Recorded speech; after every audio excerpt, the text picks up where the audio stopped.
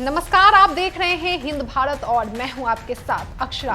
महाराष्ट्र के नासिक से इस वक्त की एक दिल दहला देने वाली खबर सामने आ रही है, जहां सरकारी अस्पताल में ऑक्सीजन टैंक लीक होने से सप्लाई 30 मिनट तक रुकी और जिसके कारण 22 मरीजों की मौत हुई और 35 मरीजों की हालत अभी भी नाजुक है। महाराष्ट्र के नासिक में बुधवार को सरकारी अस्पताल में एक बड़ा हादसा हो गया। नगर निगम के जाकिर हुसैन अस्पताल में ऑक्सीजन टैंक लीक हो गया, जिसे रिपेयर करने में 30 मिनट का समय लग गया और इतने ही देर में ऑक्सीजन सप्लाई रोक दी गई।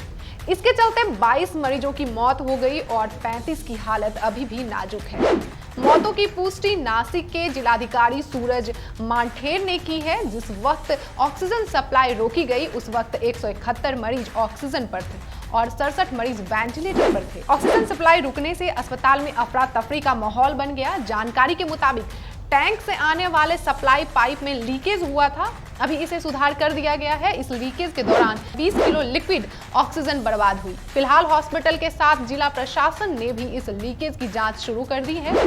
हादसे पर गृह मंत्री अमित शाह ने संवेदना जाहिर की है। उन्होंने सोशल मीडिया पर लिखा, नासिक के एक अस्पताल में ऑक्सीजन लीक होने से हुई दुर्घटना का समाचार सुनकर दुखी हुआ हूं। इस हादसे में जिन लोगों ने अपनी जानें खोई हैं, उनका इस अपूरणीय क्षति पर हमारी गहरी संवेदनाएं व्यक्त करता हूं। बाकी सभी मरीजों की कुशलता के लिए ईश्वर से प्रार्थना करता हूं। इस घटना में एक महिला की भी मौत हुई है।